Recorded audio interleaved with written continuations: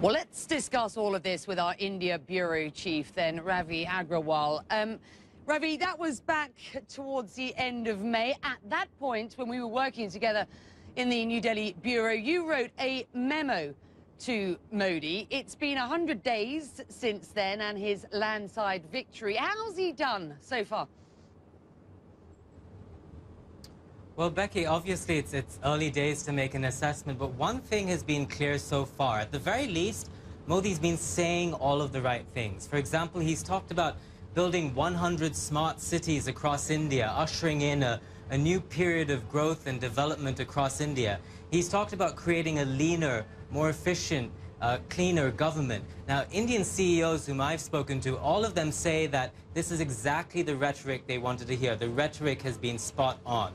Now, some of the other things that Modi's talked about are a lot more ambitious. He's talked about putting a toilet in every single Indian home by the year 2020. He's talked about ensuring that every single Indian has a smartphone by the year 2019.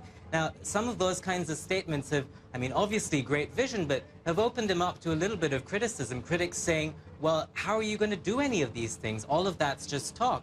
And Modi's response to that so far has been, well, it's only been 100 days. This country needs a vision. Give me more than 100 days. Give me 10 years. That's what he's been saying. Ravi, on that rhetoric, on that point, Indian politicians, of course, have often made controversial statements about the country's many high-profile cases of rape. What has Modi had to say on that?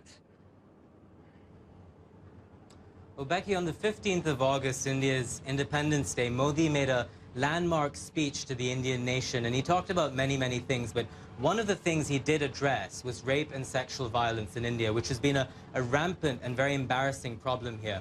Now, what I was struck by in that speech is how he kind of reframed that debate. He changed it on its head. So in India, usually, Indian parents always worry about their daughters. They talk about their daughters, what are they wearing, how late are they out at night.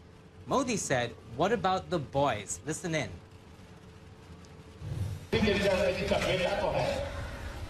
After all, a person who is raping is somebody's son. As parents, have we asked our sons where he is going? Have those parents asked a number of questions from their sons, which they have asked their daughters? The law will take its own course, but we need to take responsibility to bring our sons who have deviated from the right path, to bring them back. Now, Becky, as you saw over there, it was a great statement to make in India. 600 million Indians, that's half of India's population, is under the age of 28. India is on the cusp of a great generational change. And for all of those young Indians to listen to a statement like that, that was actually quite new here in India and a refreshing change from what politicians have said in the past. That comment from Modi, it played out very well here in the Indian media. All right. That's the domestic front, Ravi. I've been struck by how active Modi has been on foreign policy, starting right with his inauguration, when, of course, he invited leaders from all of India's neighbours. What's happened since then? Well, as you say, Becky, he started off with a bang. That was quite a coup to not only invite the leaders of all of India's neighbouring countries, including, I should add, Pakistan, but they also came, and that was quite a big thing. Pakistan's Prime Minister Nawaz Sharif came here. Now, since then, he's been on a bit of a roll on foreign policy. He went to visit Bhutan. Later on, he went to Brazil for the BRICS summit, and he was seen hobnobbing with the leaders of Brazil, China, and Russia. A few weeks later, he was in Nepal, where he wowed Nepalis by actually speaking in Nepali in their parliament. And later next week, he's going to Japan, where he's going to have talks with Shinzo Abe. India and Japan on the cusp of forming a great partnership in Asia, according to both leaders. So all of that's going on. And then there's the other side of the traffic, where you've had a lot of leaders from other countries come here. You've had the foreign ministers of the UK and France. And of course, you've had John Kerry come here as well. And all of these countries are very interested in where India is headed. Good stuff. Thank you, Ravi.